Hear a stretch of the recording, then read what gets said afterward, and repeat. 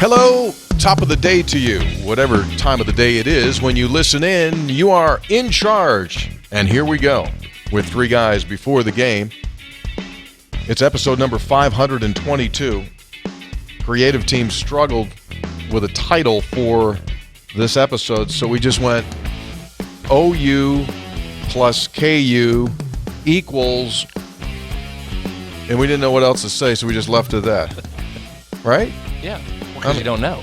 Self-disclosure. We're being totally honest. We didn't know what else to say, and so we just said, just leave it like that. So what this is a review of West Virginia's game against the Sooners of Oklahoma and a preview of Saturday's date against the Kansas Jayhawks.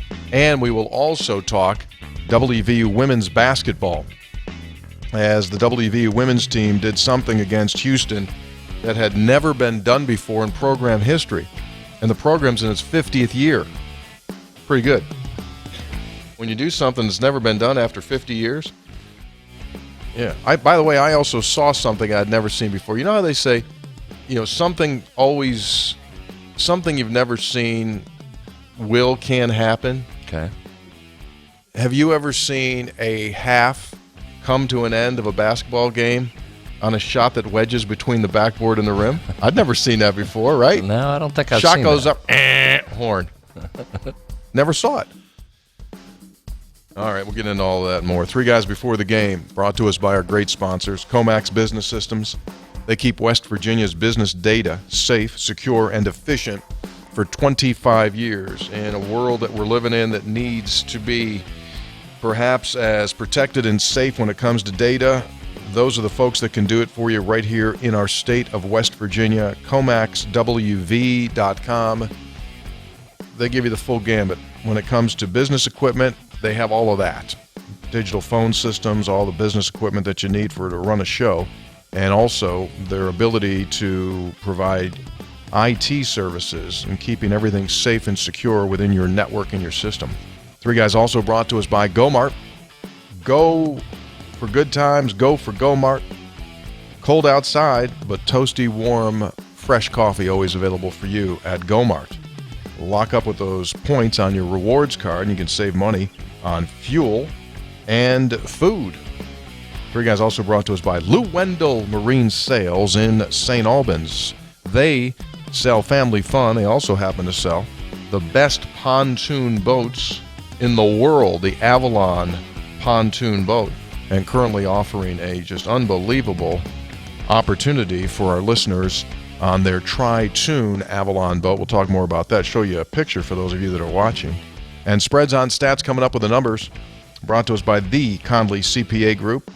They provide value beyond the numbers and so much more. So let's do this thing. West Virginia meets up for with the Sooners of Oklahoma for the final time as the regular season games go. You never know if you see them in the Big 12 tournament. And Oklahoma, strong second half. They prevail over West Virginia by 14, 77-63. Mountaineers down 4 at halftime, 29-25. West Virginia led by as many as 6 in the opening half. OU led by as many as 19 with just inside of 8 minutes to go. And it ends up at 14. We'll get into it. I don't think you need to be you don't need to be someone at your level, which is basically a doctor of statistics. I mean, I think if doctorate degrees, you know how they give people doctorates? I'd say you're at a doctor level. Well, that may be a little much. No, I don't think so. No, I think you would be at a doctorate level of statistics in comparison with the general populace. You would be in that 1 percentile that takes numbers to new levels. My point is, you don't need to have your degree to figure this game out. This was one for me that I could figure out on the fly. I could see the numbers as the night was going on. You know, like in elections, they can say, projecting. People coming out of the ballot place, and they're saying like, this thing is trending. This thing is trending, and I saw the numbers starting to trend. Felt pretty good about the rebounds at halftime. You're kind of hanging in there. You're only down 3 boards. And then Oklahoma went into the locker room at halftime, and they said, okay, here's the deal. we're going to put our head down and drive it straight to the rim. Yep. And we're going to get in the lane, make them foul us, get to the free throw line, and outboard them. That's a base explanation. Brad can pull the layers back more on that as we get into spreads on stats. But the long and the short of it is all the things that West Virginia needs to do to win a game, they were unable to do. They need to score points at the foul line, and they were -8 in that department. Oklahoma took 10 more free throws, and they made 8 more. On the glass, West Virginia gets outboarded by 14, 33-19. WVU only had 3 offensive rebounds in the night, and all 3 of those came from Pat Sumnick. No one else had an offensive board. And you just can't win that way, despite the fact that West Virginia forced Oklahoma into 19 turnovers. West Virginia only took those 19 and made 17 points, where Oklahoma took West Virginia's 16 and scored 16 points. So anyway, that's the elementary school breakdown of the numbers. What's your take? Well, oh, by the way, Kercheval isn't here, but he had an adventure. On assignment. He's truly on assignment. Truly on assignment, and we'll get details on that. Like, our boy went down to Charleston for the legislature, but he did a whole lot more. We'll talk about that. He did 3 guys' work as well. He efforted. Yeah, he did. It was very good efforting. Yeah. All right, let's talk. Let's dive in this a couple different spreads ways. On stats? I don't know. The whole thing, everything I say today might be spreads on stats. So well, in that case, you want to play it and just might be the whole episode? I mean, yeah, because we're just basically meat and potatoes here, so we might as well just kind of do this thing and just get the whole thing started. Play the Check entrance the music. numbers. Yeah. We'll just go right to the numbers. Well, you just said it right there. Let's just go right to the numbers. Let's jump into the analytics portion Yeah. of the show. Ready? Yeah, 5. Nice beat on that music. Spreads on Stats is brought to us by the Conley CPA Group, complete service public accounting and consulting. They serve clients throughout a great state of West Virginia. In fact, Big Mike, one of the partners there, he's down in Boone County this week, doing some work. Doing some work down there at a bank in Boone County. So he's probably signing autographs. Statewide. CPA. Yeah, they go all over the place. They do audit and assurance, tax planning and preparation, and they'll consult businesses to give you the best information you need to be the most efficient when it comes to paying your share, but not paying too much of your share. Plus, they offer remote accounting and remote CFO services. So if you need folks to come in and handle your business accounting, they can do that remotely. Conley CPA Group, check them out. They got one of those websites. You just get right to there and check them out. That's Conley, Conley. No letters are duplicated. All right, what do we have? Let's start. I'll go through a bunch of different things, kind of recap what we said on Thursday, see how that matched up, or on Monday, excuse me. The first thing, let's take those free throws as you mentioned, because West Virginia actually got more attempts than I thought they would in this game. Mm-hmm. They were above their season average, so 43% free throw rate in that game. But the problem was Oklahoma had a 58% free throw rate. So it's one of those, compare it to the Texas game. Remember that number I gave you? Now, that was a total outlier. That was about as many free throws as you can get. Mm-hmm. An 87% free throw rate. This was almost cut in half, down to 43. It was cut in half, so that drops quite a bit. So you're right. We said going in, well, a couple things. I'll just go in order here. We said it wouldn't be a blistering pace. We said both teams are coming in about 66 to 68 possessions per game. And we said OU's effective when they push it. They don't do it a ton, and they're not Texas, number one in the top 1 percentile, but when they push, they're very good. Game lands 69 possessions, right? Right, Boom. Exactly where we thought it would. OU was very effective when they decided to push 13-2, fast break points advantage. That was 17% of Oklahoma's points came via the transition, so that's up a little bit from their average. We said for West Virginia, how are you going to score, right? You've got to make some shots because you probably weren't going to get to the free throw line. We just went over that. You're probably not going to get a lot of offensive putbacks. You mentioned that. Only 3 offensive rebounds. They all came from Pat Sumnick. You only had 6 second chance points. So you're not getting enough free throws. You're -8. I know some of those came late, but you were never in a big plus situation at the free throw line. You didn't get enough offensive rebounds and putbacks, and you didn't shoot it well from three, just 27%. So you can just look at those metrics and say, okay, West Virginia was going to struggle to score. West Virginia dominated again on the glass, that 10-3 offensive advantage for Oklahoma. Oklahoma was +5 when it came to second chance points. Now let's flip over to the defense for a second, because I thought they regressed a little bit in terms of what Oklahoma said. You correctly identified that. They just lined up and said, we're going right at you. We're going to take it right in the paint. 52% of Oklahoma's points came inside the paint. We said on Monday, Oklahoma's going to try and get the ball to the rim. They did. 57% of their shots were at the rim. They'd been averaging 33% of their shots. So you talk about a step up. That's something Oklahoma decided right away, is we can get to that basket and we're going to go right at you. They were 18 of 28 on shots at the rim. So again, that's defined as 4.5 feet in. So they were very effective right there. The one thing that didn't necessarily come to fruition, we said Oklahoma would run a bunch of pick and roll sets. It was the second lowest point production from the pick and roll ball handler from Oklahoma. So that wasn't something they had to use. Their roll man was effective though. So it was the second lowest point production of the year on the total pick and roll. So in a vacuum, you would have taken that if you're West Virginia, but they were attacking you in those other ways. They didn't have to go to their pick and roll as much. So there just weren't any metrics that stood out to you that showed you West Virginia was going to win that game. We said on Monday, didn't like the situation going in. Oklahoma having lost to West Virginia off a really good performance. That's generally going on the road. Not a great situation. Didn't like that. Mm-hmm. And it wasn't a good matchup. This Oklahoma team, what they like to do, what West Virginia needs to have happen, those things did not look good on paper, and I thought that bore itself out on the court. Yeah, absolutely. And not to make excuses, but they literally lost a practice day on what day would that be? Tuesday, because travel just went sideways, and they were scheduled to work out at Lloyd Noble upon arrival, but arrival was too late. The team got just delayed. We're supposed to fly out originally from Bridgeport, then it became Pittsburgh, and then the plane didn't get to Pittsburgh in time. Had to spend the day in a bowling alley for about 3 to 4 hours.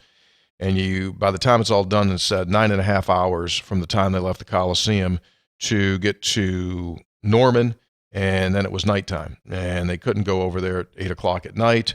And as a result, they had to watch tape in the party room at the bowling alley. Well, sure. But non-traditional place to watch the film. So they went into the party room at the bowling alley and had a big chunky cheese mascot in the sidewall there, and they watched tape. But anyway, you didn't get on the floor at least to walk through their stuff. And Josh Eilert said after the game last night that, they just were a step slow and they did not have their bounce. So anyway, that's what happens. That's this time of the year. It's happened to Oklahoma State twice in the last last week or so that they got stranded. And it's that point. Anyway. Real quick, can I give you just two more numbers, because we talk about jump shots a lot, and it's just what do we say in this game? It was a make shots game. You were going to have to hit your jump shots. Let's take a look at this, and I think this tells the story as well. Overall, just total jumpers in the game, West Virginia took 31 of them. Oklahoma took just 18. So stop right there. That makes it a make shots game. You're taking that many more jump shots means you're not getting layups, you're not getting dunks, not getting to the basket. Guarded versus unguarded shots.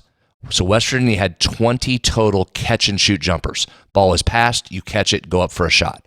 20 of those. 14 of them were guarded. And West Virginia didn't hit at a clip that they did against Texas. Mm-hmm. So that number's not surprising. That's about where West Virginia is, and that 60% of its catch-and-shoots have been guarded this season. They just didn't knock enough down. Those are hard to do. Guarded jump shots are difficult when you have guys draped all over you.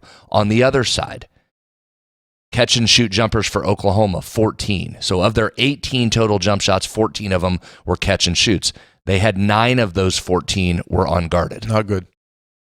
Not good. So that's a category we'll continue to look at throughout the year, because it's really important for West Virginia. If it's not going to get more unguarded shots, it has to have those games like Texas where guys are going to have to make difficult shots with people in their face.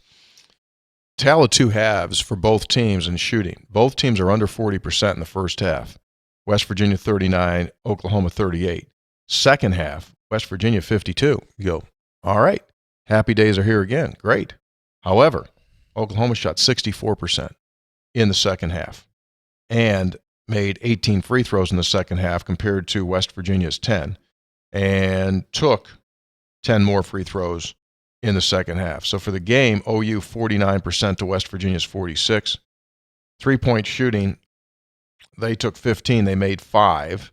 West Virginia made 7 out of 23. That's 30%. And WVU, as we said, just didn't get it done at the foul line.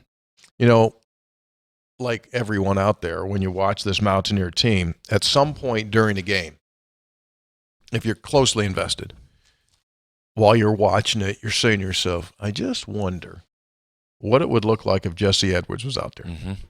Because you just got beat on the board by 14.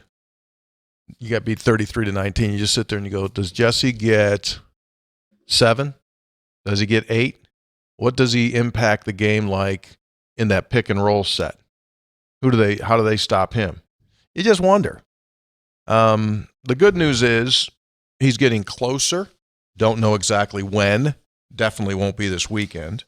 And now you've got 2 road games after this weekend. You go Tuesday, UCF. You go Saturday at Stillwater against Oklahoma State. I don't know. He's doing everything he can, with the exception right now of using that hand. Full out sprints yesterday at Lloyd Noble Center up top on the concourse. He was just running full go, trying to get keeping his cardio going, and then you just don't know how tight that wrist is once they take the brace off. They're supposed to do X-rays Friday the 19th, tomorrow. See where it is. Well, you'll take him whenever you can get him. The sooner the better, obviously. The next 2 in particular you get, and we'll talk about Kansas here in a minute, with the 7-footer Hunter Dickinson, who's one of the best not only in this league, in the country, high-profile transfer that came in from Michigan. You're gonna need some help with him. But then you get UCF, that's been a surprise team. They won again this week. How about those dudes? They've got some real length to them, too. They've got some size. So it's interesting. As you know, we don't talk before the show about what we're going to talk about, as usually is obvious for this show. But I'm going to get to a number involving Edwards and the pick and roll coming up here in just a minute that I think will back up. As you said, you wonder how it looks. You wonder how it works on rebounding. You wonder what it does not only to the effectiveness of the pick and roll with an elite big man like that, but how that would open up some other shots. But we'll talk about Edwards coming up here in a minute. I think Stat will surprise you. Well, is that when you start your preview for Kansas? Yes. So do you play the whole song again, or you just play the stinger? No, I think we can just do stingers. But we should talk about the women's team first before we do that. So you want to play a stinger for the women's team? We'll do a couple numbers. Yeah, we'll give sure. We'll give the WV women. That was a heck of a performance last night. We'll give them a stinger. Here's the stinger. Well, that was overmodulated as heck. Let me do one that's not overmodulated for those that like good quality digital audio under the red. Much more palatable to listen to. Go ahead. Well, how about the win, first of all?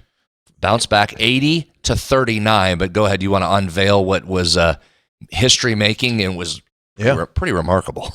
So they pitched a shutout. They did not allow Houston to score in the first quarter. Didn't score. And Zero. I know we haven't been in quarters a ton, but I don't care who you're playing.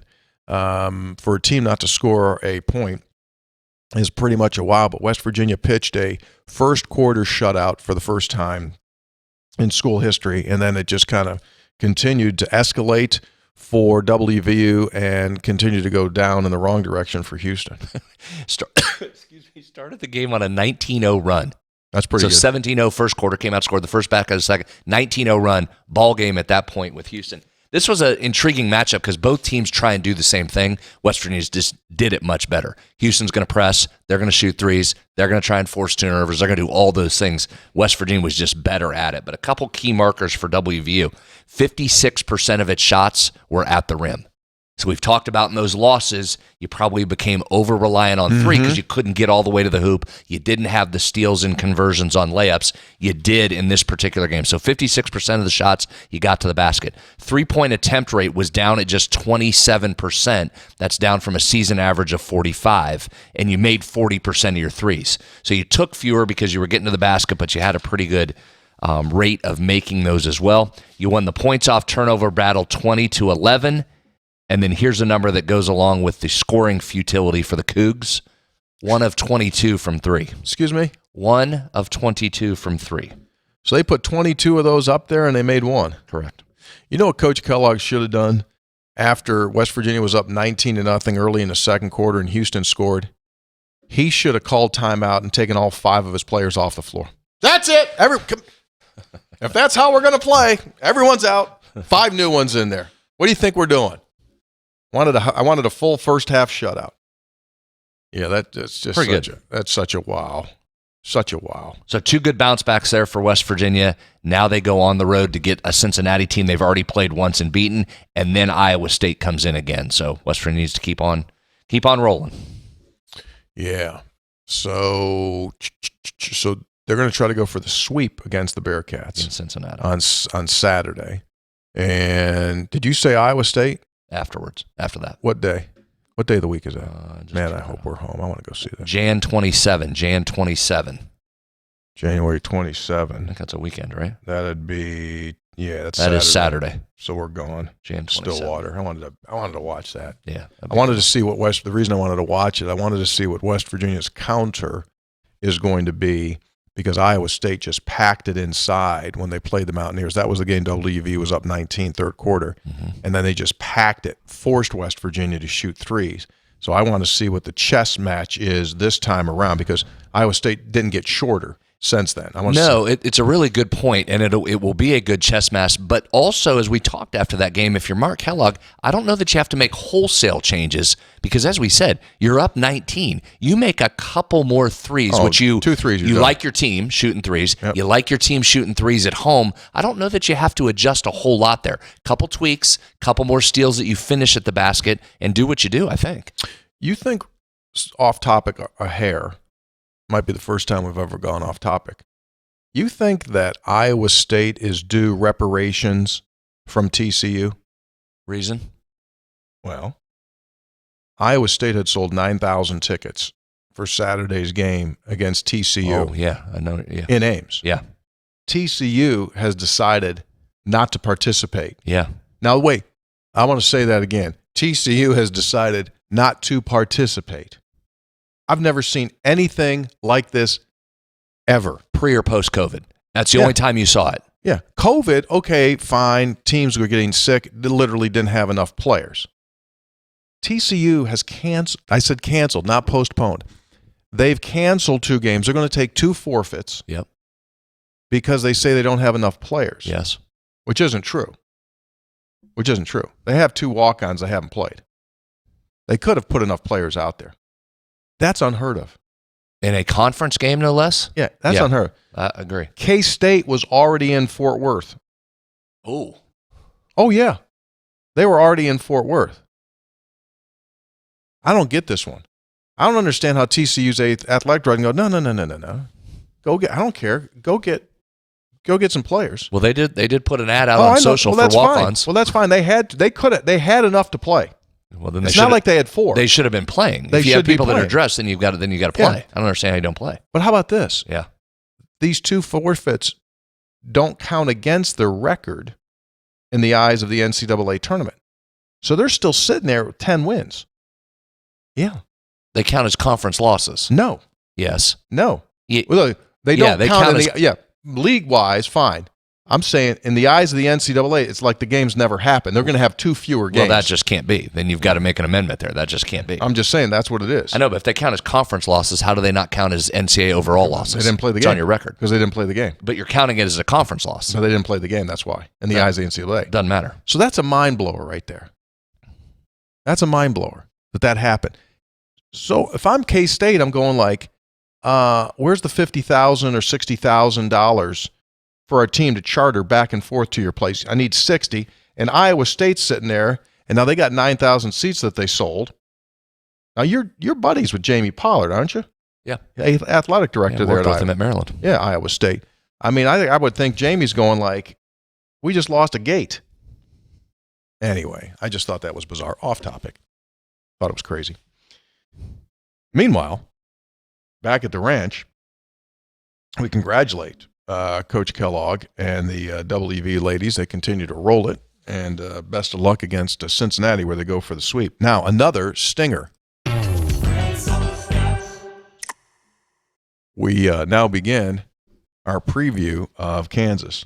And Jayhawks come in, ranked number 3 in the country. You know a lot about the Kansas program. Don't know if you know this or not.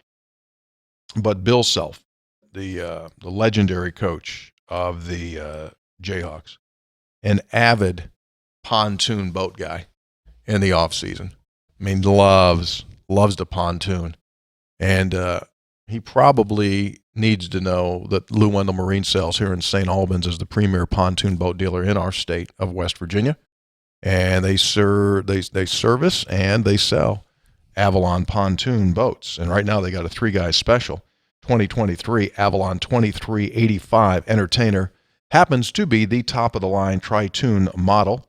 Whatever you want to do on it, fish off of it, water ski, tubing, turn your music on really, really loud with family and friends for the warm days that are coming, because it's not going to get much colder than it is now. For the warm days that are coming, check it out at Lou Wendell Marine Sales. You can visit their website, louwendellmarinesales.com, or visit them in St. Albans. That bad boy is totally loaded up. Speakers, LED lighting, power steering, Honda 150, comes with the trailer, slate teak flooring. I tell you what, it is a dandy. Check it out. Ask for the 3-guys special price, $89,774, and you're inside the 2023 Avalon 2385 Entertainer. Did you know that about Self and the pontoons? Had not heard that. Man, Had not heard that. we'll get our staff to unconfirmed at this point, but that's what I was led to believe that. Real quick, I'm just not sure how that doesn't count on your NCAA record if it counts as a conference loss. Can someone fix that? That's one of the. I'm sure. I was about to say it's one of the dumbest things I've ever heard, but it's, given what we've been through, it's not. I mean, chances are the committee will look. Well, here, I guess it doesn't matter. Because if they're going to be players short for the rest of the season, it'll probably take care of itself. They probably won't be in the conversation. But why does it count as a loss in one spot and not the other? I don't have an answer. I mean, this doesn't rise to the level of the time zone madness, but it's kind of nonsense. I mean, I think the Big 12 has it right. Counts as a loss. Right. Exactly. All right. I'm done. You going Kansas now? Yeah. Did you already play the Stinger? You going to the game? Yeah, I'll be there. Cool. Look forward to it. Ready? So on a scale of good, how good are they? Good. Really good. Coming off what was probably its best game of the year. So you can look at that a couple of ways. You can say it's a Jayhawk team that's rolling coming in here. Or you can say, that was their peak performance. Maybe they come back to the pack here a little bit.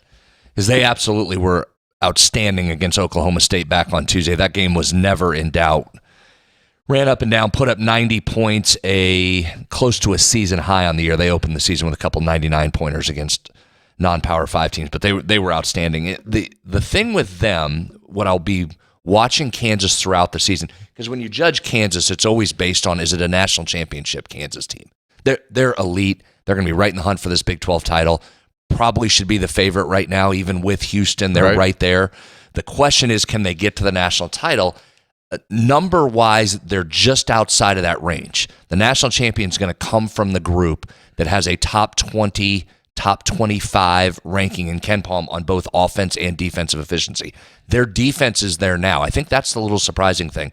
And I've thought for years Kansas's defense is really underrated because they've had so many talented offensive guys that you're blinded by the Wiggins and the Joel Embiid, and just keep going down the list of guys that you forget how much they guard and they get after you. And I've always been impressed how hard they play. So that's never comforting coming in with a defensive team that plays hard, that's totally engaged off one of its very best performances against a West Virginia team that is struggling to find ways to score. So you don't like that matchup, but you are getting them here at home. Let's dive into a couple of their specifics. They don't create a ton of turnovers. If you're trying to look for a spot where maybe you've got a little help here, and I said that about Oklahoma, and I thought West Virginia committed more than it would have liked. Oklahoma wasn't a team that forced a ton of turnovers, same as this Kansas team. But here's what they do. The bulk of their turnovers are going to show up as steals. They're in the bottom 50 nationally in non-steal turnovers, which surprised me as good as their defense is, but they're going to kill you with steals. And that's when they take off and run you to death. And that's what they did against Oklahoma. And you've heard coaches forever, starting with Huggs, Josh has mentioned it. What do they say about live ball turnovers? That's the killer, right? That's really the number within the number of turnovers that get you beat. Get your free runouts so you don't have to bang your head playing half-court offense and do something that takes, right? It's hard to score in the half court. I don't care who you're playing against. A lot of things have to go right to score in the half court. Whereas when you are full throttle running up the floor and you've got a numbers advantage, a lot easier to score. Yeah. So they're 191st in turnover percentage, but watch out for those steals, and then you better find a way to get back or slow them down, and that's not been easy to do for teams. This is another team. I don't love this for West Virginia either. This is another team that loves to attack the basket. I think that's something that's probably under-discussed about Kansas. I've always been impressed. They always do it. They get the ball, and, man, they get downhill on you and make you guard, not only with help side, they make you match up and guard. West Virginia's success against these guys a lot of times came when you had a Dax Miles and a Javon Carter that says, all right, you want to try and go downhill? Come on with it. You can't get by me. If you're not going to guard on the ball here, you've got big problems against these guys because they're going to get downhill on you. Plus the way they call the charge block now. Which I don't know that that's changed as much as they said before the season. They said that was going to be 96. Curtis Shaw on record saying 96 of 100 block charges. Tell the people who Curtis Shaw is. Supervisor of officials. For the Big 12. 96 of 100 charges, block charges, were going to be blocks. It hadn't been that. It had not been that. Well, to get an offensive foul nowadays, you do have to get your money's worth. Like last night, Raekwon Battle took a shoulder, slid about 7, but and finally they called it. But you're right. I mean, most of the time it hit 96%, like no, they said it's not before the 96%. season. That was one of those giant points of emphasis. I mean, I talked to coaches that said, are you kidding me? I don't know how to teach my kids how to play defense Maybe here. 75%. That might even be high. I'll be interested to see the numbers when they come up. 70, all right. 72. This team attacks you at the basket. 38% of its shots come at the rim. So almost 4 out of 10 shots are going to come at the basket. A lot of those in transitions, but watch them near the rim. Here's the other factor there. 7-footer Hunter Dickinson that I mentioned earlier. He's going to burrow down deep on you and shoot that little baby jump hook. He'll do it left or right. Yep. It's a devastating shot, extremely effective. If you don't have a way to push him off the block, you're in some real trouble here. He's not real thin. He's a big boy. As far as pushing him off the block. He's big. Yeah, he's been to Wheeling. This won't be his first trip to West Virginia. What do you mean he's been to Wheeling? Been to Wheeling. Part of that coaches Cancer Research Classic. Oh, that Doc CRC. Merrick used to hold up in Wheeling. Phenomenal tournament. Unbelievable. For years. So you did his game when you were up there? I did. Pros on pros on pros coming out of that thing. Hunter Dickinson was one of them. In all seriousness, what school did he go to? Where was he at? Was he at one of the academies? Isn't that bad? You asked me too fast. I'll look it up. Look it up. Go ahead. I don't remember if it was Mater Dei or what it was. Look that Our up. research team is currently looking at it. Get on it. So he'll shoot that little jump hook over you. So KU, this is no surprise, leads the Big 12 in number of possessions per game that are post-ups and leads the Big 12 in post-up effectiveness. Here's something for you, though. Before you look up, I need your focus on this because you brought this up. He played at DeMatha. DeMatha, that's it. Of course he did. This is interesting, I thought. You mentioned how Jesse Edwards would change this team. West Virginia is still 5th in the Big 12 in percentage of time using a post-up set. Edwards leads the Big 12 in percentage of time in a post-up set. So even though he's been gone, they're still at 5. Yeah. Which meant they were going to him just a ton, which we know. I mean, they were running the offense through him in a post-up situation, but that's pretty stark. I mean, it feels like I know he's been gone a month. It feels like he's been gone 6 months. That's a pretty wild number there. Yeah, last night was a 7th game he missed. Yeah. Keep an eye on McCullough, Adams, Dickinson. They're 3 of the nation's leaders in rim attempts per game. So to our point, it's not just Dickinson backing you down and establishing post presence. I think KJ Adams is really underrated. You know, he played out of position last year at 5 a lot. They've moved him back into a 4. That's a guy that creates a lot of problems, man, around the basket. And Dickinson can pass too. So West Virginia tries to go zone on these guys a little bit, and you saw it last night. I thought Oklahoma did a wonderful job of getting the ball to the high post pretty easily and then finding somebody along the back line. That happens here too. Dickinson comes out, easy target to catch the ball. Watch Adams lurking behind you for an alley-oop behind you. That you've got a lot of things to watch with this Kansas offense. Yeah, no question about that. Adams is just one of those guys that has steadily improved, and as you said, now playing in a very comfortable position for him. And Hunter Dickinson is going to just be an absolute nightmare matchup. And he is for every team. I mean, there's no one in this league that said, yeah, it's all right. We got Dickinson. We'll take care of it, because he has great athleticism for someone his size. He's 260 pounds. He's 7'1", as you said, just really just efficient around the rim, that little jump hook. He can step out and take shots. But with all that being said, it's actually Kevin McCullough who has the best NBA potential. He's the guy that's being listed in the mock drafts. And Dickinson, by the way, he kind of does everything for you. Yeah. Dickinson could still come back next year to college.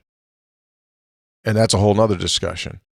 NIL-wise, he could probably make, if Dickinson's not being mentioned as a draft pick. Correct. So just in this new world that we're living in, he could command seven figures. He could command seven figures if he's not making that now. Probably making 700-800 now, just guessing out loud. Like, why won't you, if he gets a two-way NBA contract, he make 500. Like, wouldn't you stay and just make as much as you possibly can and then go? He may. I mean, that's what Oscar did. Oscar could have come back this year. Yeah, but he took it for a year, and then goes in. He's got 2 ways. Why wouldn't Oscar have stayed another year at Kentucky and made another $2 million, $2.5 million? Why wouldn't you have done that? Wanted to get on and play. Well, god dang, $2.5 million. You play 32 games, 34 games at Kentucky. Now he's flying commercial, doing a two-way in the G League. Why wouldn't you take 2.5? Well, he's not flying commercial the whole time. Sometimes he's with the big club, and he's not flying commercial. Yeah, part of the time. But still. I don't know, man. Just saying. Here's the other thing they get you on.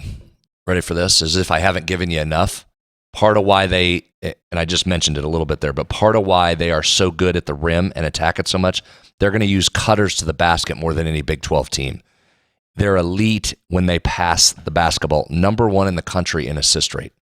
So this is a team that passes it well as well. So watch that. Not only Dickinson posting on you, not only guys getting downhill when they want, but they just constantly put pressure on you by having guys slash and cut to the basket. Just think about their roster, dude. DeJuan Harris, right, just has played a ton of basketball. He runs the show.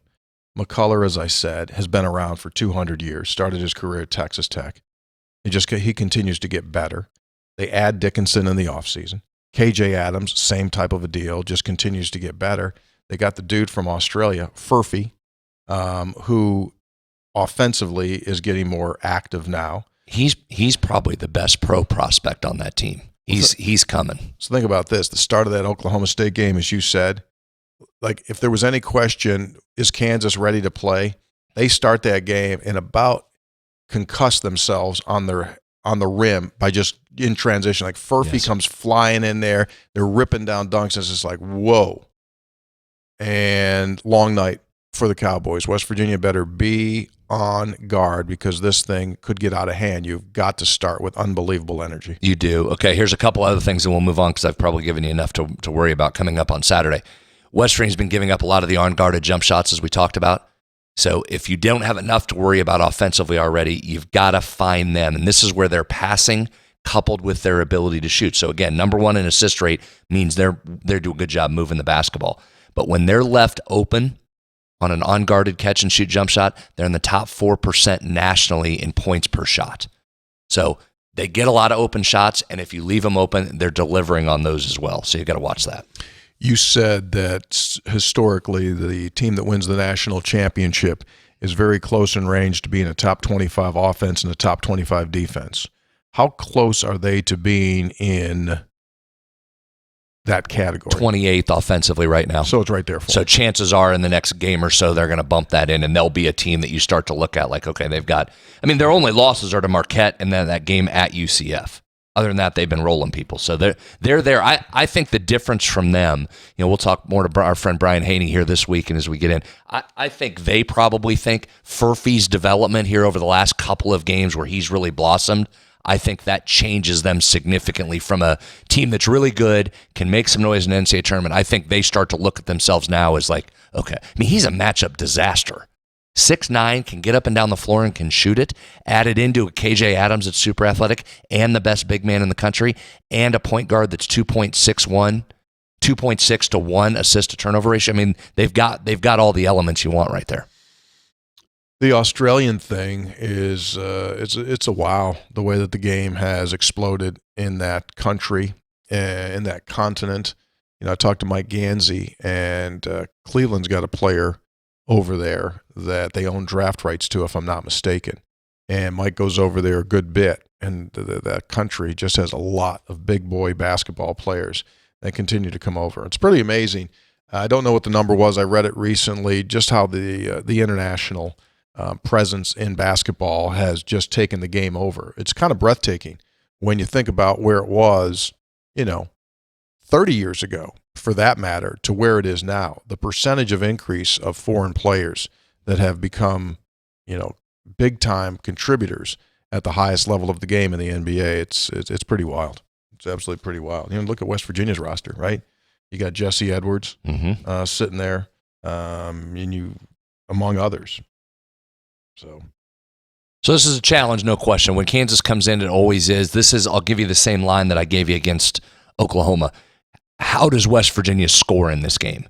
Kansas is 26 in an opponent free throw rate, so they don't put teams on the line very often. They're 23rd in opponent 2-point field goal percentage. So it just comes back to a couple things. You're going to have to limit those live ball turnovers, not give them easy baskets, hope that they're struggling to make shots, and then you've got to find ways. Either you've got to flip the script on them. You've got to get in there and offensive rebound, which they usually prevent teams from doing that. Again, great size. Adams' leaping ability, Dickinson's size. You've got to try and find a way to get to the free throw line. And it just comes down to you got to find a guy. Raekwon Battle's got to have a game. Kirk Crease has got to get some most open shots and make those when he gets the open shot. And you've got to have one of those games when you're really effective shooting it. I think that's one of the big things right now with Raekwon Battle is trying to find out his most efficient way to play. Because if you watched or listened last night, they're running double at him early in the game. So they know what he's out there to do. So if there's two on you, there's one somewhere. He probably needs to become more of a facilitator right now to take some of that pressure off of him. And once that happens, then maybe you can start to get in the ball. But then again, all of that is going to change when Jesse Edwards comes back in the next couple of weeks, you would hope. And then again, you're still going to be searching for roles. But right now, he can't score with the doubles that they're throwing at him. It's just too hard. Those shot difficulty, if you had a stat on shot difficulties, his would be up there right now. Guarded shots, and it's always one of the most difficult off, ones. Sorry, I was drinking my Game Day Express. What's it called? Game Day Grind coffee? Game Day Grind. Sorry, I was having a little bit. Bought a bag this morning. Went over. Saw Rusty? Saw Rusty. Mm-hmm. Rusty made me a drink, and I bought a little bit disappointed. Reason? Well, I went in there, and it wasn't on the shelf. Sold out again. Yeah, I said, Rusty, are you guys out? He said, dude. You can't keep it. Can't keep it. So he said, I got a couple in the bag, in the back, so he went and got me one. And I bought a bag. And he said, I made 50 bags this on Monday. It's gone. Yeah. So can't part keep of that's it on the shelf. Part of that's PSA. If you happen to go visit Mountaineer Roasting and they don't have it, just ask specifically if you can get you some. Ask. And the nice thing is that he said you're getting repeat buyers of it. They've tasted it now, good. And now they're coming back, which tells you, as we said, it's good. Tastes really good. Hold on, don't move on. One last thing. Let's stay on Battle here for just a second because I do find this interesting. Smart game plan by your opponents, right? You're looking at one of the best players in the league, and you're going to say, "What? Well, you're not beating us. Someone else can figure out how to beat us, and we'll tip your cap. We're not letting him beat." When Edwards does come back, that changes the equation because you can't double everybody. So if you can move the ball, you can get Edwards in some one-on-one situations, and they can't double and dig down. Correct. Part of Jesse's challenge offensively and why he's injured like he is because teams were not only digging, not only doubling, not only tripling, they were whacking him. Right? 100%. They were swinging at him as well. So that changes the equation when he gets back in the lineup, one. Number two, who else scores then? Kirk Reese has probably got to start scoring and looking to score. And I know that's not his nature, but he's an effective shooter. He's got to look for more shots, make more shots. And then you've got Farrakhan, who was outstanding in the pick and roll again last night, very effective in that role. But other guys then are going to have to score if it's not going to be Raekwon, which it's not going to be. I don't know why another team would allow him to even get a shot off. Mm-hmm. So yeah, I agree. I didn't realize Noah Farrakhan was a social media big-time follower when he was at IMG. So Kevin Nash is the color analyst at no, it's not Kevin Nash. Kevin. I gotta look it up. Anyway, Kevin, who does the color analyst for Oklahoma, I was talking with him after the game, and his son's an 8th grader, going to be a player, and his son sees Farrakhan in the tunnel, coming up, and walks over to him and introduces himself, and he says, "Man," he said, "I followed you when you were at IMG," and Kevin said, "Oh man, he was." Because he made people look silly? Yes. With like crossovers and moves? Exactly. Yeah. So he goes like, "I followed you." And so they met. I mean, it's like off of that. So here's a kid in Oklahoma watching Farrakhan, who played at IMG, and he was like, he's the new day Jordan McCabe, right? Because McCabe has that I was just going to say, West Virginia leads the country apparently in social media stars. Of course, long history of that. Go back to Noel Devine and Tavon Austin, long history. Speaking of Farrakhan and follows, that dunk he had last night, are you kidding me? Couple points. One, oh, dude, can we do more of that? You talk about exploding to the basket. And then, come on, man. Come on. One of the technical? Come on. Yeah. That's where we are. He didn't stand over anybody. He didn't scream right in anybody's face. No, I know. He had a highlight reel dunk. Can we just not? Can we just move along? Well, Kevin Henry, by the way, Nash is his son. Kevin Henry's a color analyst for Oklahoma. My bad. I know Kevin. And Doug Shermans is not hesitant to call a technical foul. As you saw there on the Class B technical against Javian McCullum on the flop. He'll whistle a technical. It was a flop. But also on that, I mean, it's a rule. It is? Follow the rules on this show. That's a rule? We got rules on this show. Call it every game? Consistency. That's not a technical on Noah Farrakhan. Just had a highlight reel play. Can you be excited? God forbid you show emotion in the game. Just come on. Don't need to call everything. You know what else is tradition? Consistency. Yeah. This is consistent. Time for textual healing on Three Guys. If you would like to have conversation with us, you can do so 24/7 on our text line. That number is 304-404-4083. A lot of O's, a lot of fours, a couple threes. 304-404-4083. It's brought to us by episode800.com, which is just going gangbusters right now as we get ready for the Big Pop. We're calling it the Big Pop. Did you just make that up? Uh-huh. Mountaineer Popcorn getting ready to make our special Valentine's corn. The Big Pop's coming up, and they're going to pop it late this month.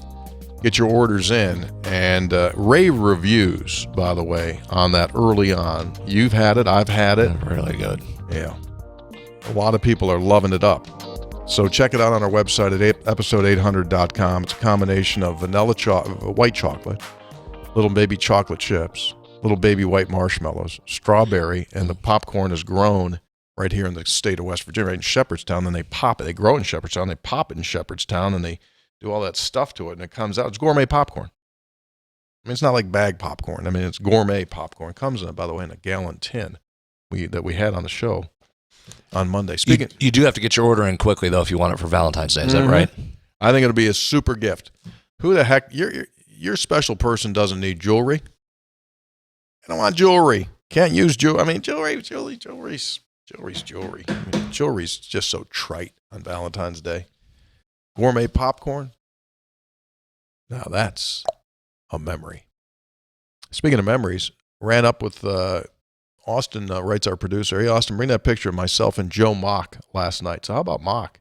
He's the guy that always brings the donuts. Look what he's wearing. Got a Three Guys hat and always a West Virginia Connection shirt. Oh, nice, Joe. He doubled up. 1, awesome. 2, thank you. 3, Joe's at more Mountaineer games than you are. You know like, what? my man's dedicated. Yeah. He said he's unbelievable. So he's an insurance dude, and he had clients in Oklahoma. So he just scheduled his trip. Said it was in Ada, and I was here, and coming to the game. He said, I'll see you in, he said, won't see you in Austin when you guys play because the WV women play that same day down at Baylor. He's going down to Baylor. I'm telling you. Yeah. Gave me an update on That's one of the original 3 guys' hats. We were efforting on a new design there, by the way. He gave me Not to pull a you, but efforting on a new design. Sure. He's the guy that has befriended Eric Stevenson since Eric's playing in Austin. Yeah. Took him in for Thanksgiving. I said, how's he doing? He says, doing well. Literally just got back from a full 2-week road trip in the G League. Wow. They went to California. They went Why, the arena have the rodeo or something in town? I don't know. But they went Southern California, came up, and went through South Dakota, but he was gone for 2 full weeks. Yeah. That's wild. They played tonight. He was going to go over and watch them play tonight. Seriously, wonder if the arena had something. Usually you see those. Oh, yeah. You'll have a circus. Got a big clown, big elephant come in there.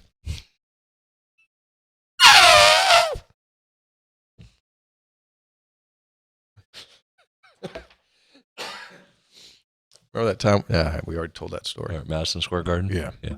Big circus animals in the back. Anyway. Well, go in the back. There's a big Circuses have less animals now, right? Because they've decreased the number of animals because they say it's not right for the animal. Is that right? They don't have as many as they used to. You ever been down in Charleston when the elephants walk down the street? Seen pictures, have never been there the day that you been there? Been there. Saw the elephants, right? Took them right off the train, right? Texter, hey guys. Just drove to Charlotte for the weekend to visit and spend time with the granddaughter. We stopped for gas just north of Beckley at the exit at the Winter Place Ski Resort, the Gent exit. I asked the lady behind the counter the correct pronunciation of Gent, and she replied, Gent, with a J sound. Are you sure? I asked with a grin. After a long pause, I've lived here all my life. Don't you think I ought to know? Was her reply. After exchanging pleasantries, she told me to be careful. And I scratched my head, walked out, got back into my car, and I left. I'm still puzzled. Gent, pronounced as gent? I'd personally always referred to it as gent with a hard G, Gent. And I've heard people in the past from Beckley area call it gent with a J. While I understand their letter combination of GH is quite versatile, nowhere else in the English language are the letters GH pronounced as a J. This combination, GH, can be pronounced as a hard G, as in the words ghost or ghastly, or GH can be modified to sound like the letter F in the words rough or tough. The GH combo can also be adapted to be silent as in words through or though.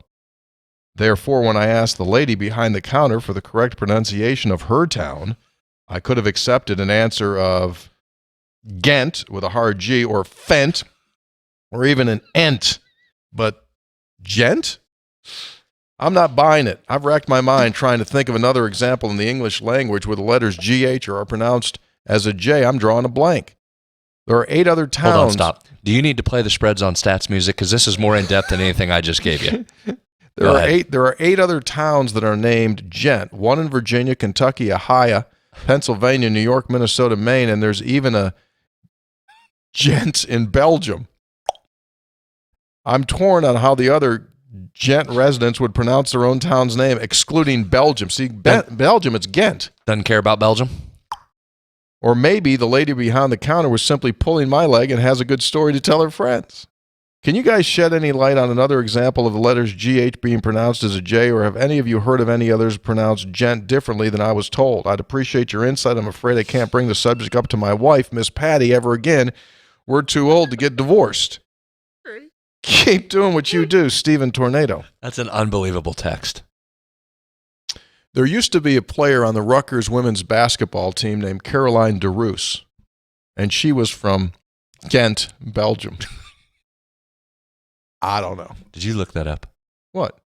Caroline? Yeah. No, I remember her. You just know that. Yeah, she played for Teresa Grants back when Sue Wicks was really good at Rutgers. What year would that have been? About 86? Mm-hmm. Yeah. 80s. What year is it? 24. Yeah. I'm going to have to find your keys for you after the show. You knew that. Caroline DeRose was a good player. Here's the thing from Steve there. We don't have to address it because we're now going to get 37 pages of text coming next week. I know. My grandfather, he founded Ghent. I mean, geez. Here it comes. Yeah. I've owned land in Ghent, Gent. Yeah, my grandfather, yeah. Still go down there twice a year hunting. Caroline DeRose was inducted into the Rutgers Athletic Hall of Fame in the year 2000. She is the manager of the Belgian national team. Yeah. Pretty well done. Like I said, she's a great player. Yeah. Played at Rutgers, graduated in 94. So she was before C. Viv. C. Vivian Stringer? Yes. Yeah, C. Vivian coached at Iowa, as you know. Long time. Prior to that, she was at Cheney State. Yes. In Pennsylvania. And while she was at Cheney State, so was John Cheney, who was the head coach of Temple at one point. Texter. Hi, this is Steve, also known as East Bank Guy. I just want to let you guys know my wife is now a fan of Three Guys. Oh. We went out for lunch after church with some friends, and she talked very fondly of you all. She loves it. Stunning. Go Mountaineers. Thank you, Mrs. East Bank Guy. Texter. Original proposed location of West Virginia University. When I lived in the northern panhandle, a Moundsville resident told me that in the first years of the state, when the capital was in Wheeling, Moundsville was given the choice of having the state university or the state penitentiary. Moundsville chose the Penn because it would bring in a better class of people. Oh. Wow. I don't know about that. Texter from P1 listener, holiday delivery staff member, putting a pin in the misdelivered barrel top story. Oh, so this is the story we told around Christmas when we had that whiskey barrel that was sent to the wrong listener. Can't tell you how much I've enjoyed the aftermath of the mention of my part in delivering the barrel top to its rightful owner. Here's one more last comment on it. The items we ordered from episode 800 were the Three Guys Peter Millar quarter zips for a son-in-law, Ryan, and another daughter's boyfriend, Ben. Both are loyal listeners in Charlotte. Awesome. After the story aired, Ryan got a call from his aunt, Judy Music, who Tony mentioned in an earlier episode. That's Judy Eaton. Maiden name Judy Eaton, sure. former great basketballer at Parkersburg and here at WVU. Saw them at the food court this fall. Sure. She asked my son-in-law, did Kathleen's dad get a barrel top delivered to him by mistake from Three Guys? Ryan confirmed that it was indeed me. It's a small West Virginia world. A few days later, Ryan was in Five Guys burger joint in Charlotte wearing his quarter zip. Girl behind the counter did a double take, and she said, hey, who's Three Guys? Uh-oh. Coming Love after the us for trademark infringement? Love the show. Honored to have been designated as staff by Tony. Keep it up. Signed, James Barber in Charleston. P.S. Tony, you know me better as the dad of Caton Barber, a fellow children's book author. Children's book, yeah. She wrote that great little book. Thanks again, James. Yeah. I got a Peter Millar quarter zip on today, in fact. Do you? So do I. And in case Peter Millar needed any more branding, they just kind of blurred it right out there, Peter Millar. This is the new design, though. That's the upper, that's like the... That's a secret club if you know, you know. Yeah. I love that logo. Right? I love that. Because you're walking around, most people aren't. It's not the original branding. Secondary mark you put out there. Kind of see it. Yeah, I know what you got on there. Yeah, I look at it a lot. As I've said, it's universal. You can wear it anywhere. Right? Meeting at the office. Yeah. Game. Mm-hmm. Social gatherings. Client Christmas Eve meetings. Dinner. Valentine's Day. Three Guys listening to the latest episode, and you all mentioned Pattison Drive, which is named after former WV West Virginia Governor Okie Pattison. As the play-by-play guy for the University of Charleston Golden Eagles, I call several softball home games at what they call the Watt Powell Annex in the Kanawha City area. In my research of former Watt Powell Park, I came across that Governor Pattison was in attendance on the opening of Watt Powell Park in 1949. I also learned that Pattison had 2 prosthetic legs. He accidentally shot himself in both feet with his shotgun while bird hunting in 1932. The doctors in Beckley had to amputate both legs below the knee. Goodness. Wow.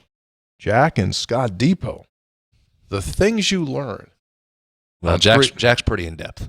Wealth of knowledge is Jack. You know Jack. Oh, yeah, I know Jack. I mean, how about the research he's doing? You Pretty think good. we add him onto our research staff? That's pretty good. Well, he got a lot of jobs. Mm-hmm. He's Yeah, got he a lot of does. jobs. He says play-by-play there. I mean, he does like 4,000 different sports. I'd hate. Highlight. I'd tell you what. Bet you Conley CPA Group wouldn't want to have him as a client because he gets all those 1099s and those Probably got a big stack. W-2s. Here, how many people do you work for? Yeah. Texter, fodder for Hoppy's hanky segment of the show. My all-time favorite childhood Christmas gift from Santa was a transistor radio in a leather case. I listened to Jack Fleming narrate all the Mountaineer games, and for some reason, we could hear a rock station from Boston at night. Signed by Dr. Jeff in Charleston. P.S. How about these titles for Hoppy's segment? Hoppy's Good Old Days or Hoppy Days. Thank you, Dr. Jeff. And there's no question that there is a romance that exists for many of age with a transistor radio. How many stories do you have of people sneaking in a transistor radio to listen to World Series games that were played in the afternoon? Or like you go to bed listening. That's how I got started in the business. It wasn't a transistor radio, but it was a clock radio at my end table in my bed, and I would go to the bed listening to Ted Darling, the voice of the Buffalo Sabres, who lived in my hometown. His son's a year younger than I, and Ted was an unbelievable announcer. Or Van Miller, broadcasting the Buffalo Braves games. And I would always say, man, that would be so cool to do that. Yeah. Magic of it. Thank you very much. Speaking of Hoppy, as we said earlier in this episode, he is on assignment. In Monday's episode, we strongly encouraged Hoppy to pay a visit when he goes down to cover the legislature to the unbelievably great guys at the fire station who had written in. Mm-hmm. They had said how they would love to have Hoppy stop by. Hoppy, true to his word, said, I'll go do that. And this photo emerged from his visit. So he made a bunch of new friends besides those 5 guys there. This is only the beginning of this story. See, they've got the coffee they're holding on the right. Hoppy brought that 5-pound bag. Big bag. 5 pound. That's not the smaller one that's on the shelf. That's a big old bag. That's a 5-pound game day grind for Rusty's Mountaineer got those? Roasting. Oh, you can get it on the website. Yeah, you can get the 5-pounder. Mm-hmm. Mm-hmm. I have to start doing that. I've been buying the little bag. I need the big bag. And the 1-gallon popcorn container that the other gentleman is holding there with the hoodie on, that's the one we signed. And that has the latest popcorn in it. The Valentine's Vanilla Crunch. So real quick, he's standing there with Brian Evans, Mark Strickland, Stephen Martin, J.D. Hale, and Steven Settle. Yeah, I think I said all those right. I think that's their names. Right. So more on that of Hoppy's great adventure to the fire station coming up on Monday's episode. Maybe some video, maybe a fire pole involved. That's all we can say for legal reasons at this point. Texter, gentlemen, on a recent episode, you paid homage to Marion County native Nick Saban as possibly the greatest college football coach of all time. Who would be his closest rival? Could it be Marion County native Fielding Hurry-Up Yost, who is credited with 6 national championships? Signed by CL from Clarksburg. I'm also a Marion County native. So I've talked about this before, and I'm going to have this done. I'm going to build a graphic of, I'm not because I got a D in art in first grade. I'm going to effort to have someone do this. Take telescope view. You go Monongalia, Marion, Harrison, Upshur. Those counties count the national championships.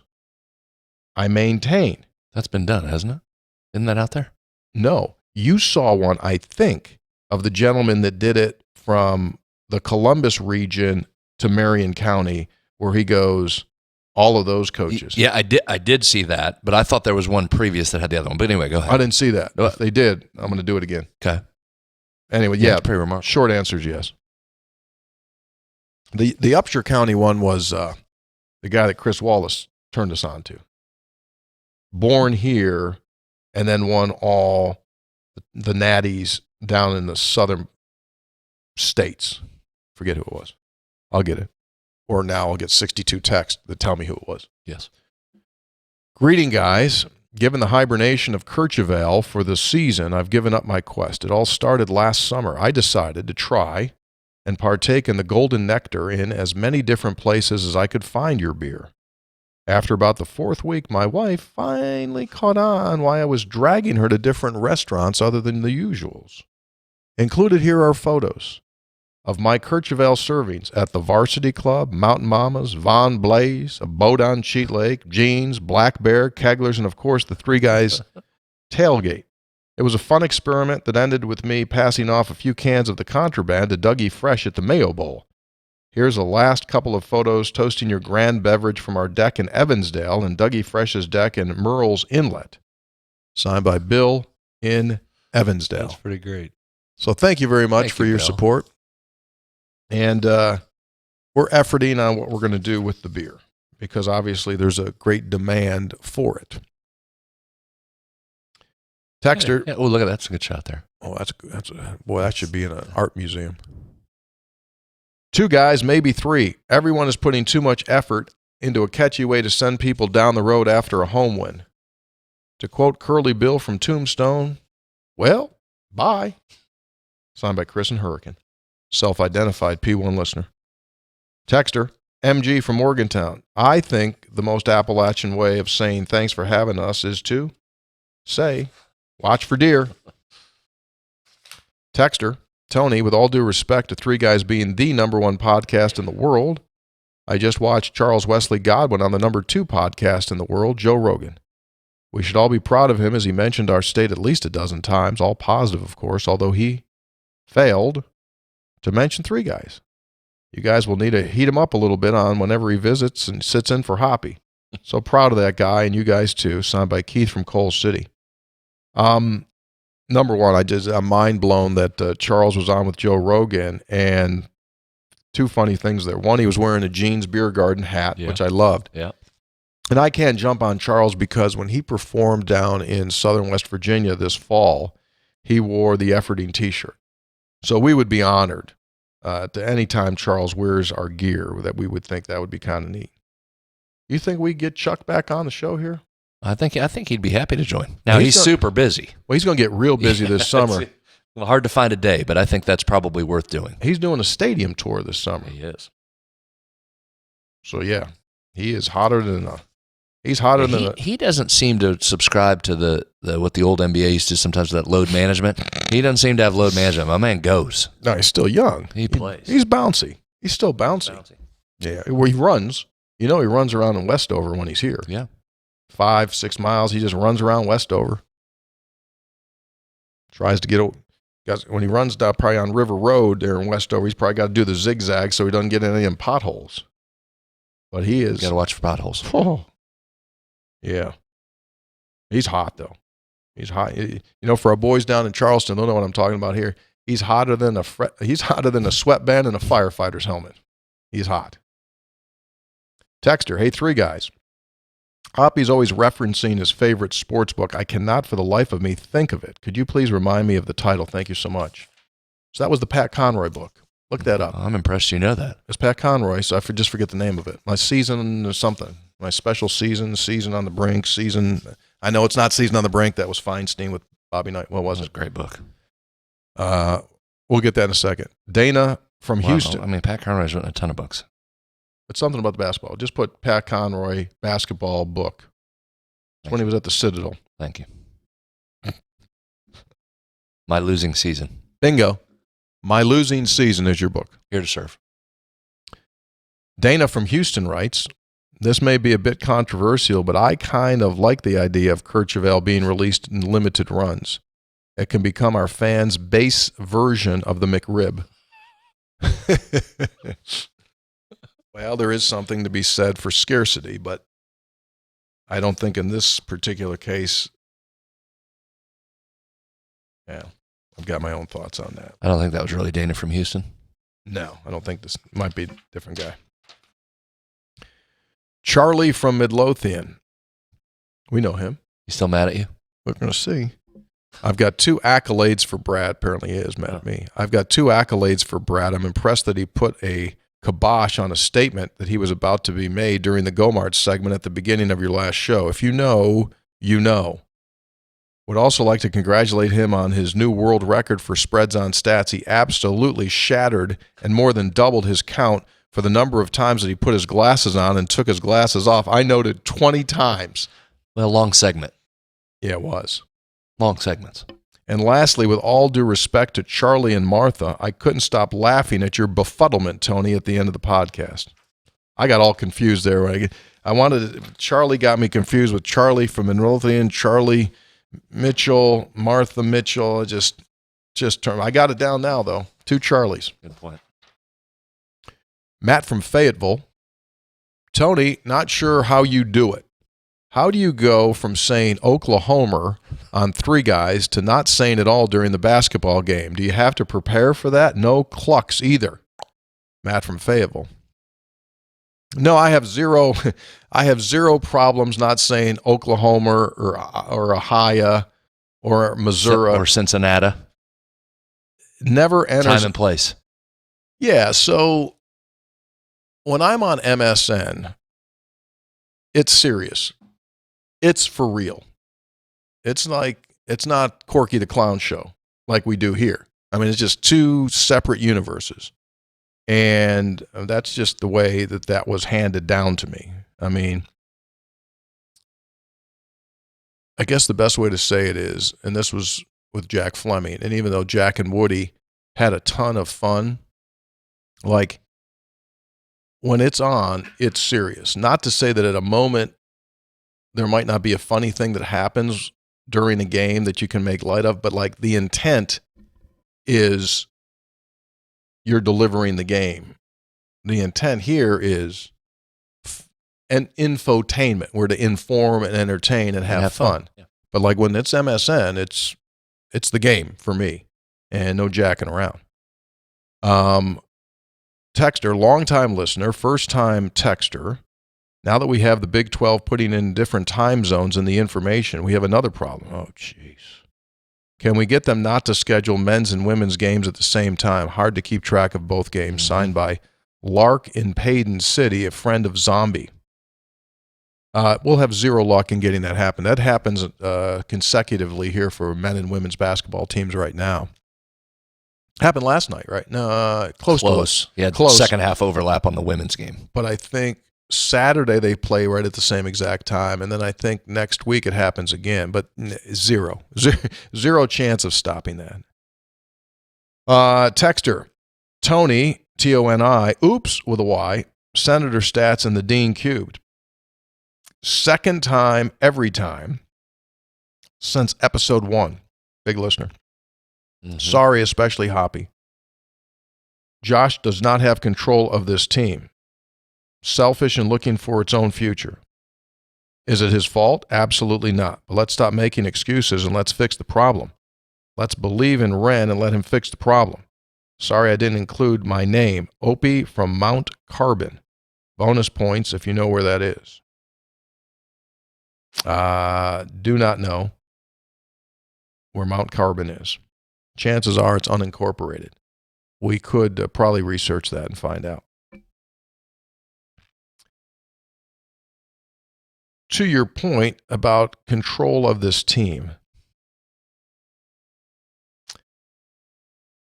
again, I don't think the circumstances surrounding this team and its roster have ever been seen before. There are so many different pieces to this equation which have been put together that it's unprecedented. I think everyone would agree that we've never seen a situation like this. So is this exactly how Josh would have coached this team if he had his complete roster together from the beginning? No. Let's go. We want to do a little chronology of this whole season to this point, right? We started this season with 7 dudes. 7 dudes that were available to play. And then you have this influx of newcomers that come after the suspension for Creasa, after the double transfer waiver is fixed in court. Then you lose Jesse Edwards. So he has not been able to take a roster and sit people down when he would have sat them down for not doing what he was asking them to do because he had no alternative. And then you bring in other people, and you've got this other thing now. You have a new role where you were playing a lot. Now you're not going to play as much, and the newcomers are trying to find their role, and you still don't have what you need size-wise to compete. So, no, it hasn't been. Hasn't been. And is this a season? One last thing. Is this a season where he coached them the way he would want to coach them? No.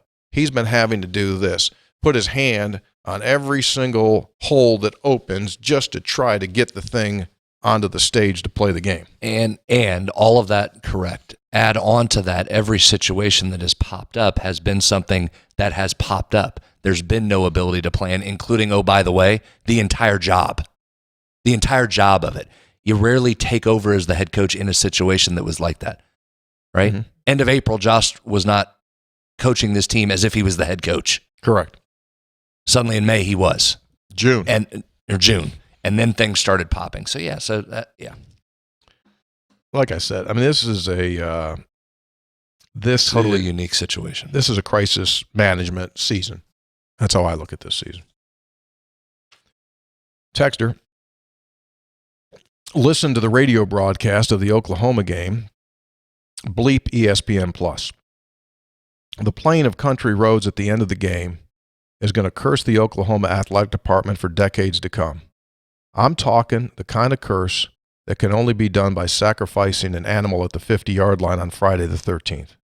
It's going to start with the basketball program in March, extend to the softball team this spring, and consume the football team in the fall. They don't even realize what the wrath they have wrought from the sports gods. I'm mostly kidding, but blank Oklahoma. Signed by JD from the Southern Coalfields. So for those of you that aren't up to speed on this, real quick, the student section started singing Country Roads toward the end of the game, last couple of minutes. Okay, that's fine. That's funny to me. Good creativity by the students. The fact that Oklahoma played Country Roads, the John Denver version, over its public address system at the end of the game, I thought was a bunch of different things. I thought it was surprising. I thought it was high school Harry. I thought it was just stupid. I mean, what in the hell does Oklahoma have to taunt West Virginia? I mean, like, there's never been any bad blood. We've played them for 12 years. Heck, they've now won 8 of the last 9 games. I mean, to do that, I just thought it was like, seriously? I mean, it's not Oklahoma State. It's not West Virginia Pitt. West Virginia Pitt's great rivalry, Sweet Caroline, you play it, it's a good giddy, but like, where did that come from? I just thought it was like totally unnecessary. But whatever, they say, to the victor go the spoils, and that's that. And maybe JD is right. Maybe no, that will be a curse. Who knows? Good day, Tony and Brad and the absent Hoppy. Fitty from Fairmont, who now lives in upstate New York.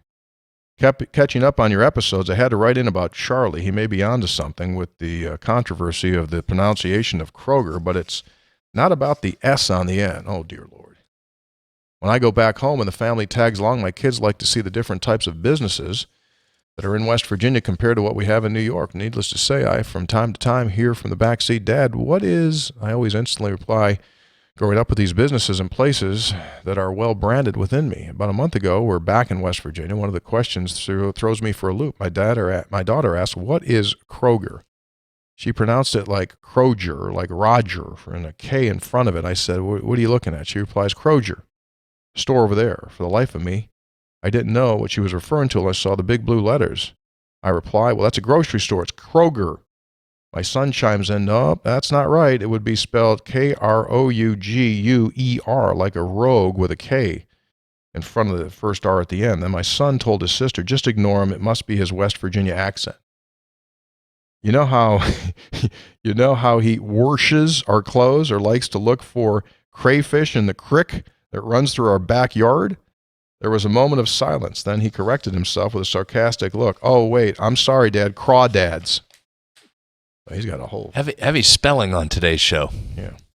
Didn't see that coming. He's got a whole problem there with his kids. He'll have to deal with it himself. We can't help you there. Longtime listener, first-time texter. I'm a native West Virginia WVU grad with a varied career background. Unlike most coaches turned broadcasters of this day, I am a broadcaster turned coach. Upon graduation of the Pearlie Isaac Reed School of Journalism, I became sports director at WOAY in Oak Hill. Now, if you don't pronounce that Oak Hill, you're really not a West Virginia. What is it today with these pronunciations? It's unbelievable. He spelled it Okeel. After 5 years, I went into public relations, invited to assist with men's basketball at West Virginia Tech. Listening to the Senators' analytics reminds me of my first scout. And yes, we were allowed to scout opponents in person. I'm working in Charleston. I'm asked to attend a West Virginia State Morris Harvey game. Oh, boy, this is a dated one. Yeah, that's a good one. Reporting into our 6 a.m. practice the next day, I told our head coach my entire scout. It was, they're not very good. If we play well, we'll beat them. Coach just looked at me, grinned, and shook his head. We proceeded to the gym where he delivered the following scouting report. Coach Costa says if we play well, we'll beat them. So let's play well. The other assistant pulled me aside and said, hey, next time it might be a good idea to get the starting lineup, say they play zone, anything, even if you make it up. So I improved in that area and had the privilege of coaching at several schools, including at my beloved West Virginia as part of the Sweet 16 women's team. And again, as a volunteer with Mike Carey from 2010 to 15. In fact, I've coached so long that a practice player once asked me, who was the most famous person I interviewed? After thinking about the athletes, West, Hot Rod, Pete Rose, Hank Aaron, I replied truthfully, Bob Hope. The guy sincerely looked at me and said, who's that? All true. All the best. Frank from Gawley Bridge. Sorry for the length. Thank you in advance. Have a great show. That's our buddy Frank Costa. You know Frank? Thanks, Frank. Yeah. Yeah, their first scout wasn't real good there, Frank. Need a little bit more. It. Texter, 2 guys in the Hopster at the Capitol. Did my ears deceive me, or did Oklahoma play country roads at the end of the game? If so, they just set a high bar for thanks for visiting sweepstakes. Nelson from Nova. Listener from episode 1, but not so great with texts. Thank you very much. Texter, listening to country roads, I walked out of the shoddy Lloyd Noble Center really pissed off. I think it was the first time in my entire life that John Denver's soothing voice didn't bring a smile to my face. I was already angry that we didn't rebound, only had 2 fast break points, endured petty technicals from Doug. I don't know why, but it also irritates me that their fan base could be absolutely careless about basketball. Just glad we never have had to go back to the Lloyd Noble Center, signed by Matt in Tulsa. Yeah, I mean, I'm not going to get into it, but I've always did think that their fans do not appreciate basketball for as good as they've been. They've had great teams. I mean, they've Stacey King, Mookie Blaylock, Trey Young, Blake Griffin, Austin Reeves. They've had players. Yeah, they just don't. They're not into it. I mean, if West Virginia was top 15 in the country, and 13 and what were they? 13-2 last night. 13-3. What would the Coliseum have been last night? Packed. Yeah. So they don't care. That's fine. That's football. That's good. Okay, we're all done. So what is it? Thursday. So next week we're going to do Monday, but we're going to do Monday. Not that you care. It's still going to come out on Monday, but we're going to tape it early on Monday, and we're efforting to have a special guest. Mm-hmm. National guest. Mm-hmm. Fun guest. Fun. There'll be some early morning laughs if we can work this out. Hopefully we can. Efforting? Yeah, we are. All right. Special thanks to our producer, Austin Wright. 3 Guys Before the Game is brought to us by Comax Business Systems, keeping West Virginia's business data safe, secure, and efficient for 25 years. Whether you need it when it comes to keeping your data safe, business equipment, digital phone systems from 1 line to 1,000, Visit the great folks at Comax Business Systems, great West Virginia company that will make you better as a business. ComaxWV.com. By Gomart. Go for good times. Go for Gomart. Get yourself some toasty, roasty coffee and keep warm. By Lou Wendell Marine Sales in St. Albans. They sell family fun. Visit LouWendellMarineSales.com and take care. And take a look at the Tri-Tune Avalon boat that's currently available for a special 3 Guys price. 3 Guys also brought to us Spreads on Stats segment, Conley CPA Group, providing value beyond the numbers. We are done. Have a great weekend. Stay warm. Chat again on Monday. Keep your text rolling, 304-404-4083, 304-404-4083. See y'all.